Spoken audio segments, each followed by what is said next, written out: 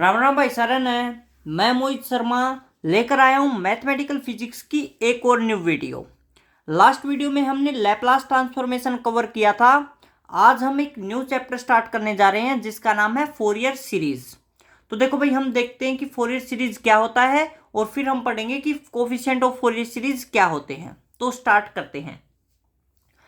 सबसे पहले हम देखते हैं कि पीरियोडिक फंक्शन क्या होता है और जो हमारा फोरियर सीरीज है वो पीरियोडिक फंक्शन को कैसे एक्सप्लेन करता है, कैसे एक्सपेंड करता है। A function which repeat its value after a particular interval known as periodic function, मतलब वह फंक्शन जो एक पर्टिकुलर इंटरवल के बाद अपने आप को रिपीट करे वो क्या होता है, पीरियोडिक फंक्शन होता है। पीरियोडिक फंक्शन में हमारे पास देखो जो टाइम और जो एम्पलीट्यूड होता है वो फिक्स रहता है भाई, ठीक है। That particular interval known as period of function होगा। बट फोरियर सीरीज क्या होगा, in non sinusoidal periodic function, मतलब यहाँ पर एम्पलीट्यूड और टाइम फिक्स हो ना हो वो नहीं होगा भाई, ठीक है। एम्पलीट्यूड फिक्स नहीं होगा, टाइम तो पीरियोडिक फंक्शन हो गया तो टाइम तो फिक्स होगा ही होगा। In non sinusoidal periodic function can be expanded in term of sine and cosine known as Fourier series. मतलब हमारे पास क्या होगा, कोई भी नॉन साइनोसाइडल पीरियोडिक फंक्शन है भाई, ठीक है, उसे भी जो एक्सपेंड कर दे किसकी फॉर्म में, साइन और कोसाइन की फॉर्म में। हमें पता है भाई जो साइन और कोसाइन होता है उसमें देखो एम्पलीट्यूड और टाइम क्या होते हैं, फिक्स होते हैं, कांस्टेंट होते हैं। बट ये कह रहा है कि कोई भी नॉन साइनोसाइडल पीरियोडिक फंक्शन है उसे भी जो साइन और कोसाइन की फॉर्म में एक्सपेंड कर दे उसको हम क्या कहेंगे, फोरियर सीरीज कहेंगे। हमें ये मतलब नहीं है कि हमारा जो फंक्शन है भाई वो साइनोसाइडल है या नॉन साइनोसाइडल है, उसको क्या कहता है, साइन और कोसाइन की फॉर्म में एक्सपेंड करते। तो देखो एफ एक्स बराबर क्या हो गया, a nought by two plus summation of n बराबर 1 a n cos N x plus B N sine N x. ये हमारा क्या भाई फोरियर सीरीज है। देखो हमारे पास यहाँ पे कोस भी आ रहा है और साइन भी आ रहा है, ठीक है। और एफ एक्स क्या हमारा नॉन साइनोसाइडल पीरियोडिक फंक्शन है भाई, ठीक है, जिसको किस में एक्सपेंड कर दिया, कोस और साइन की फॉर्म में एक्सपेंड कर दिया, ठीक है। अब भाई हमारा जो फोरियर सीरीज पढ़ने का जो बेनिफिट है वो क्या होगा, हम पढ़ते हैं भाई देखो, हम कोई भी कॉन्टिन्यूस फंक्शन है उसको कैसे एक्सपेंड कर सकते हैं, उसको हम पावर सीरीज से एक्सपेंड कर सकते हैं, टेलर सीरीज से एक्सपेंड कर सकते हैं। अगर हमारा फंक्शन डिसकंटिन्यूअस हुआ तो उसको पावर सीरीज और टेलर सीरीज से हम एक्सपेंड नहीं कर सकते, उस उसको हम किससे एक्सपेंड करेंगे, फोरियर सीरीज से एक्सपेंड करेंगे। तो ये हमारा क्या भाई एक बेनिफिट है कि फोरियर सीरीज डिसकंटिन्यूअस फंक्शन को भी क्या कर सकता है, एक्सपेंड कर सकता है, जिसको हम आगे क्वेश्चन में सोल्व भी करके दिखाएंगे। तो हमारे पास देखो एफ एक्स बराबर क्या होगा भाई, a nought by two plus summation of n बराबर 1 a n cos N x plus B N sine N x. ये आपको रिमेंबर रहनी चाहिए भाई, जहां पर हमारे पास a note A n b n ये क्या है, हमारे पास कोफिशियंट है भाई, क्या है, फोरियर कोफिशियंट है। तो देखो ए नोट को हम कैसे कहेंगे, रिफरेंस लेवल कहेंगे, मतलब डीसी लेवल कहेंगे भाई, ठीक है। हमारे पास देखो मैंने बता भी रखा कि हमारे पास ये जो ए नोट है जिसके रिस्पेक्ट में हमारा जो ये फंक्शन मूव कर रहा है ये हमारा क्या है, ए नोट है, रिफरेंस लेवल है। A1 B1 क्या है, फर्स्ट हार्मोनिक है, फंडामेंटल बैंड है। A2 B2 क्या है, हमारे पास सेकंड हार्मोनिक है, इसको हम फर्स्ट ओवरटोन भी कह सकते हैं। और A3B3 क्या हमारा थर्ड हार्मोनिक है, इसको हम सेकंड ओवरटोन भी कह सकते हैं। मतलब अगर हमें ये मिलता है क्वेश्चन में कि फाइंड आउट सेकंड ओवरटोन, तो इसका मतलब हम क्या निकालेंगे, A3 और B3 निकालेंगे।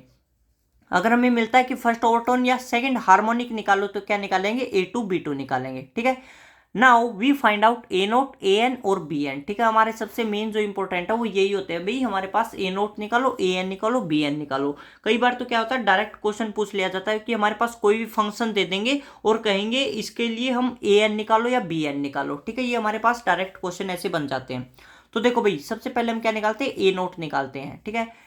Late F x is defined in interval 0 से 2 पाई। अब यहाँ पर हम क्या पढ़ेंगे भाई, हमारे पास देखो इंटरवल है वो यहाँ पर 0 से 2 पाई है। एक बार हम इंटरवल लेंगे -पाई से पाई, एक बार हम इंटरवल लेंगे 0 से 2L, एक बार हम इंटरवल लेंगे -L से L, ठीक है। इन चारों इंटरवल में हम क्या निकालेंगे, ए नोट ए एन और बी एन फाइंड आउट करेंगे। तो हमारे पास देखो हमने क्या किया, इंटीग्रेशन कर दिया भाई किस 0 से 2 पाई के इंटरवल में। तो 0 से 2 pi f x D x बराबर क्या हो गया, 0 से 2 pi a nought by two d x plus summation of n बराबर एन ए एन 0 से 2 pi integration cos N x D x plus B n 0 से 2 pi sine N x D x हो गया, ठीक है। अब देखो ए नोट बाई टू का जब इंटीग्रेशन करते हैं तो हमें क्या मिलता है, ए नोट बाई टू इंटू में एक्स लिमिट हो जाएंगे 0 से 2 पाई, कोस एन एक्स का इंटीग्रेशन कितना हो जाता है, साइन एन एक्स अपन में एन हो जाएगा, साइन एन एक्स का इंटीग्रेशन क्या हो जाता है, minus cos N X upon में एन हो जाएगा। ठीक है, तो आगे देखो हमने क्या किया भाई, सबका इंटीग्रेशन सोल्व कर दिया। ठीक है, जब हमने सबका इंटीग्रेशन सोल्व कर दिया हमें ये फॉर्म मिल जाती है।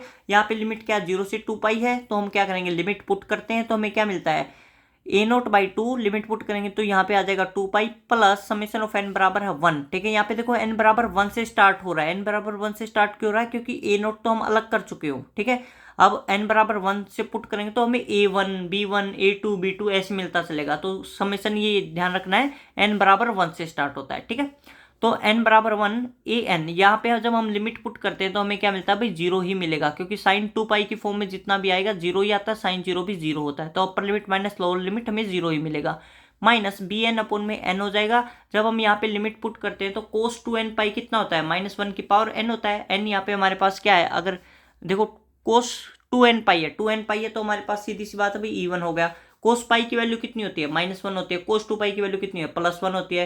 कोस 3 पाई की वैल्यू कितनी होती है, -1 होती है। तो हमारे पास यहाँ पे जब हम 2 पुट करेंगे, 2 पाई पुट करेंगे तो हमारे पास क्या बन गया, 2n पाई बन गया, मतलब इवन है। ठीक है, कोस 2n पाई इवन है तो ऑलवेज +1 वैल्यू ही देगा।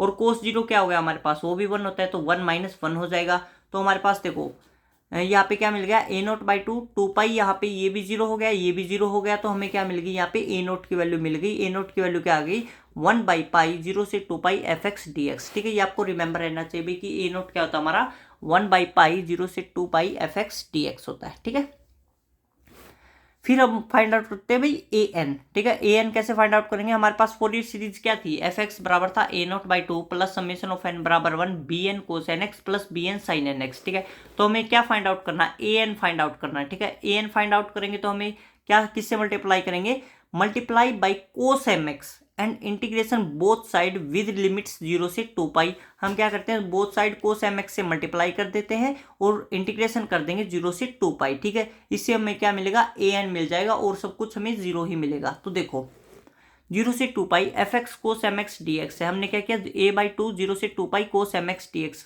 कोस एम एक्स से मल्टीप्लाई किया और इंटीग्रेशन कर दिया, प्लस समेशन ऑफ n बराबर 1 ए एन 0 से 2 pi cos N x cos M x D x हो गया, प्लस बी एन 0 से 2 pi sine N x cos M x D x हो गया। ठीक है, अब देखो भैया हमारे पास इंटीग्रेशन आप ऐसे भी सोल्व कर सकते हो कि 2 से मल्टीप्लाई 2 से डिवाइड, तो हमारे पास फॉर्मूला बन जाएगा 2 कोस ए कोस बी। यहाँ पे भी 2 से मल्टीप्लाई 2 से डिवाइड, यहाँ पे फॉर्मूला बन जाएगा 2 sign S cos B.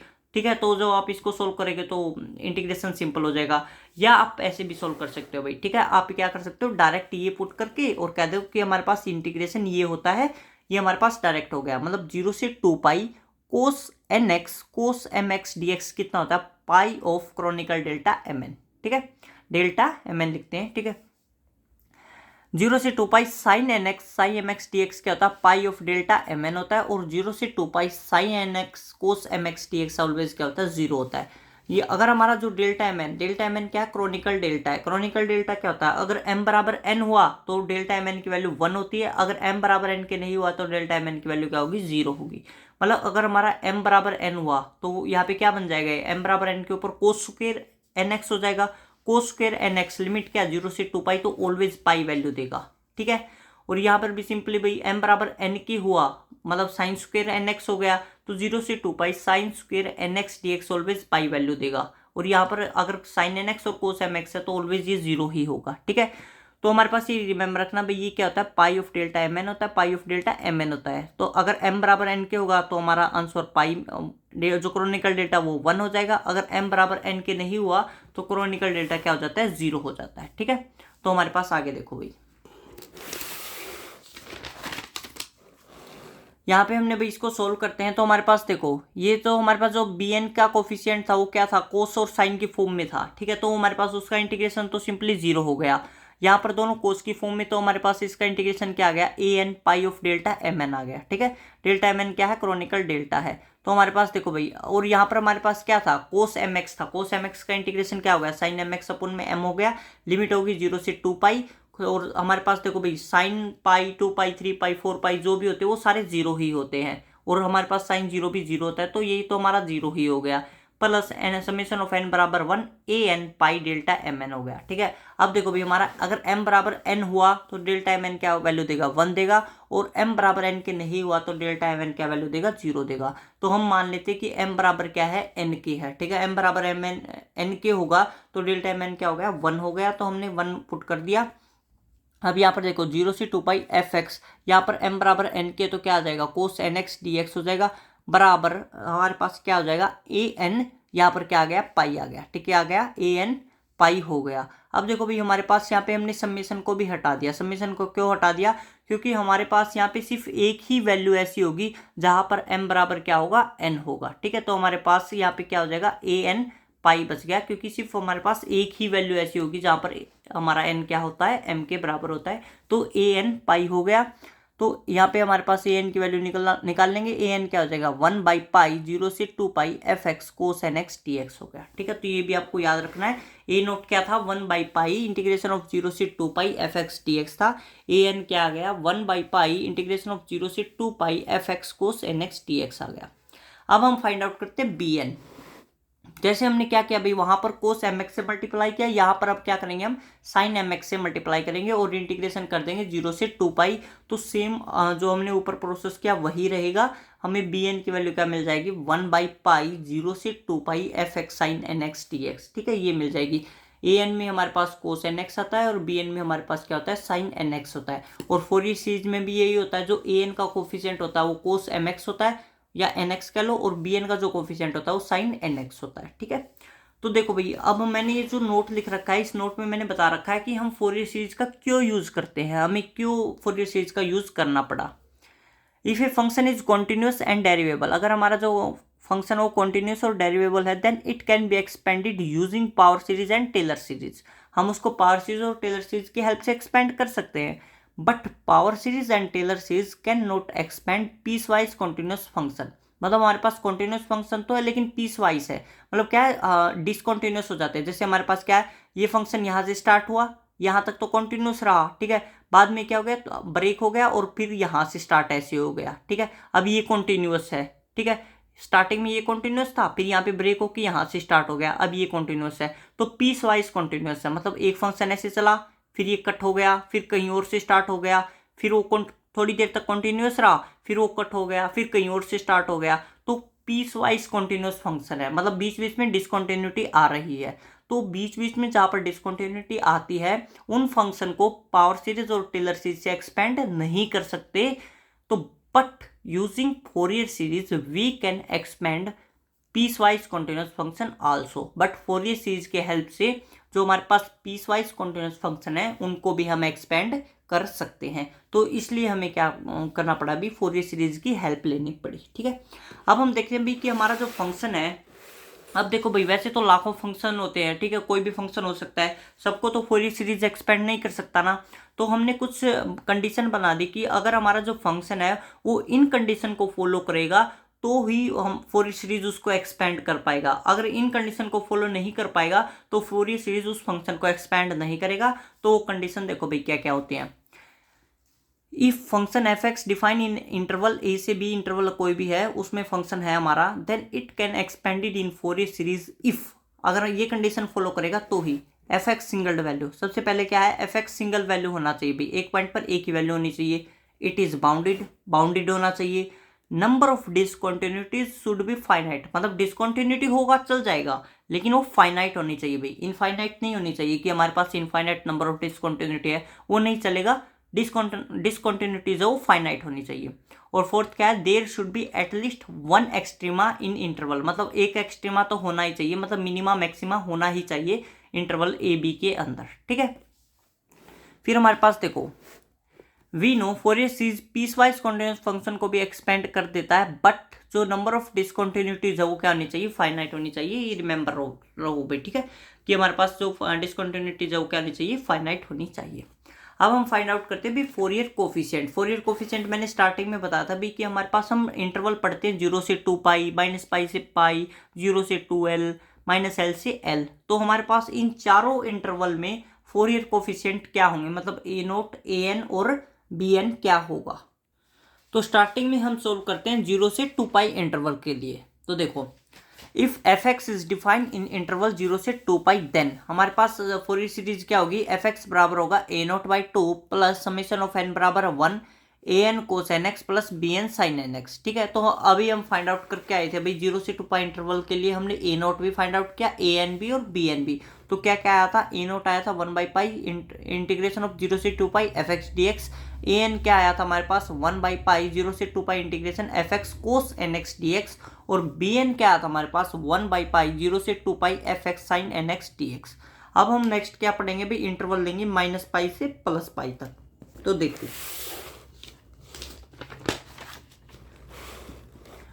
If f x is defined in interval minus pi से प्लस पाई है, देन हमारे पास फोरियर सीरीज क्या होगी, फोरियर सीरीज होगी एफ एक्स बराबर a nought by 2 plus summation of n बराबर 1 a n cos N x plus B N sine N x. अब देखो भाई हमारे पास वहां पे लिमिट थी 0 से 2 पाई, यहाँ पे लिमिट क्या है माइनस पाई से पाई, तो लिमिट क्या रखनी है हमें माइनस पाई से पाई रखनी है और सारा सेम होगा, ए नोट की वैल्यू भी वही होगी, ए एन भी वही होगा और बी एन भी वही होगा, सिर्फ लिमिट ध्यान रखनी है क्या हो जाएगी माइनस पाई से प्लस पाई हो जाएगा। ठीक है, if f x is defined in interval 0 से 2l, अभी तक देखो भाई हम क्या कर रहे थे कि हमारे पास जो लिमिट थी वो पाई की फॉर्म में थी, लेकिन अब क्या है 0 से 2l की फॉर्म में है, तो हमें क्या करना पड़ेगा, स्केल चेंज प्रॉपर्टी का यूज करना पड़ेगा। अब हम क्या करेंगे, जो हमारा लिमिट है उसको भी वापस हम पाई की फॉर्म में ही लेके आएंगे। तो देखो कैसे, हमारे पास देखो भाई लिमिट हमारे पास देन हम क्या करते हैं, स्केल चेंज प्रॉपर्टी का यूज करते हैं। देखो जब हमारी जो लिमिट थी वो 0 से 2 पाई थी ना, तो हम क्या यूज कर रहे थे, एक्स वेरिएबल का यूज कर रहे थे। अगर हमारी लिमिट 0 से 2l हो जाए तो हम क्या लिखेंगे भाई, जेड वेरिएबल का यूज करेंगे। तो कैसे, हमारा 2 पाई था, यहाँ पर हम 2l यूज कर रहे हैं, वहां पर हम x यूज करते थे, यहाँ पे हम क्या कर रहे हैं z यूज कर रहे हैं। ठीक है, ये क्या हो गई, स्केल चेंज प्रॉपर्टी हो गई, मतलब 2 पाई को हमने 2l लिख दिया, x को हमने z लिख दिया। तो यहाँ से हम क्या निकाल लेते हैं भाई, z निकाल लेते हैं, और इससे क्या होगा, हमारा जो फंक्शन वो x की फॉर्म में ही रह जाएगा। तो z बराबर क्या आ गया, पाई एक्स बाई एल आ गया। ठीक है, यहाँ से हमने क्या किया, z निकाल लिया, पाई एक्स बाई एल हो गया। तो यहाँ पर इस केस में जब लिमिट क्या है 0 से 2l है, तो उस केस में हमारा फोरियर सीरीज क्या होगा, एफ एक्स बराबर हो गया a nought by 2 plus summation of n बराबर 1 a n cos n z, वहां पर एन एक्स लिखते थे, यहाँ पर क्या है एन जेड है, plus B N sine N Z है। ठीक है, जेड की वैल्यू क्या है, पाई एक्स अपोन में एल हो गया। तो हम क्या पुट करते हैं, जेड की वैल्यू पुट कर देते हैं। तो एफ एक्स क्या हो जाएगा, a nought by 2 plus summation of n बराबर 1 a n cos n pi x upon में l plus B N sine n pi x upon में एल। अब हमारा जो फोरियर सीरीज है वो किसकी फॉर्म में आ गया भाई, वापस एक्स की फॉर्म में आ गया। ठीक है, तो ये रिमेंबर भाई हमारे पास अगर हम लिमिट हमारी क्या है 0 से 2l है, तो हम हमेशा क्या यूज करेंगे, इस फोरियर सीरीज को यूज करेंगे। कौन सी को, a nought by 2 plus summation of n बराबर 1 a n cos n pi x upon में l plus B N sine n pi x upon में एल। ठीक है, तो हमारे पास जो यहाँ से हमारे पास जो फोरियर कोफिशिएंट होंगे वो क्या मिलेंगे, ए नोट बराबर होगा 1 बाई एल, वहां पर क्या होता था 1 बाई पाई होता था, यहाँ पर क्या होगा 1 बाई एल होगा, इंटीग्रेशन 0 से 2l f x D x, a n क्या हो जाएगा 1 बाई एल 0 से 2l integration f x cos n pi x upon में एल डी एक्स। रिमेंबर वहां पर हमारा एन एक्स होता था, यहाँ पर हम एन जेड यूज करते हैं, और जेड की जगह पे क्या पुट करेंगे, पाई एक्स अपोन में एल पुट करेंगे, तो एन पाई एक्स अपोन में एल हो जाएगा। और बी एन क्या हो जाएगा भाई, बी एन हमारा हो जाएगा 1 बाई एल 0 से 2l f x sine n pi x upon में एल डी एक्स हो जाएगा। ठीक है, तो ये रिमेंबर रहना चाहिए भाई कि लिमिट जब 0 से 2 पाई और माइनस पाई से पाई हो तो हमारे पास कोफिशिएंट क्या होते हैं, और जब लिमिट 0 से 2l और माइनस एल से प्लस एल हो तो हमारे पास फोरियर कोफिशिएंट क्या होते हैं। तो देखो if f x is defined in interval minus l से प्लस एल हो, तो हमारे पास फोरियर सीरीज क्या होगी, फोरियर सीरीज होगी एफ एक्स बराबर a nought by 2 plus summation of n बराबर है 1 a n cos n pi x upon में एल, यहाँ पर क्या लिखेंगे एन जेड लिखेंगे, जेड की वैल्यू क्या है पाई एक्स अपोन में एल है, तो क्या हो जाएगा एन पाई एक्स अपोन में एल हो जाएगा, plus B N sine n pi x upon में एल हो गया। तो यहाँ पर हमारे पास ए नोट ए एन और बी एन क्या हो जाएंगे, ए नोट हो जाएगा 1 बाई एल, लिमिट क्या हो जाएगी यहाँ पे माइनस एल से प्लस एल हो जाएगी। ठीक है, एफ एक्स डी एक्स, इसी प्रकार ए एन और बी एन क्या हो जाएंगे, ए एन हो जाएगा हमारा 1 बाई एल माइनस एल से plus l f x cos n pi x upon में एल डी एक्स, और बी एन क्या हो जाएगा 1 by l limit minus l से plus l f x sine n pi x l upon में n pi x D x, ठीक है, N pi x से अपन में एल डी एक्स हो गया। तो यहाँ पे देखो भाई हमारा ए एन ये हो गया और बी एन ये हो गया। तो यहाँ पर भाई हम इस वीडियो को खत्म करते हैं। नेक्स्ट वीडियो में हम पढ़ेंगे Fourier series for even function and odd function, ठीक है। यहाँ पर भाई हमने जो फोरियर कोफिशिएंट निकाले हैं ए नोट, ए एन और बी एन, इनका आगे हम यूज करेंगे। जो जितने भी क्वेश्चन है हमारे सारे इन फोरियर कोफिशिएंट पर बेस्ड होंगे, तो आप इनको अच्छे से याद रखो भाई, ठीक है। वहाँ पर आपको निकालने की जरूरत ना पड़े कि हमारे पास कई ए नोट निकालो, ये निकालना ना पड़े, आप इनको डायरेक्ट याद रखो, ठीक है, कि हमारे पास ए एन क्या होता है, ए नोट क्या होता है और हमारे पास बी एन क्या होता है। एक बार मैं फिर रिमेंबर करा देता हूं। ए नोट क्या होगा हमारे पास 1/L 0 से 2L integration f x D x. A n क्या होगा 1/L इंटीग्रेशन ऑफ -L से L f x cos n pi x upon में एल डी एक्स। और बी एन क्या होगा 1/L इंटीग्रेशन ऑफ -L से +L f x sine n pi x upon में l d x हो जाएगा, ठीक है। लिमिट का ध्यान रखना, अगर 0 से 2L है तो लिमिट 0 से 2L होनी चाहिए, और लिमिट अगर -L से +L है तो -L से +L होना चाहिए, ठीक है। Okay, thank you. Next video में हम करेंगे भाई Fourier series for even and odd function.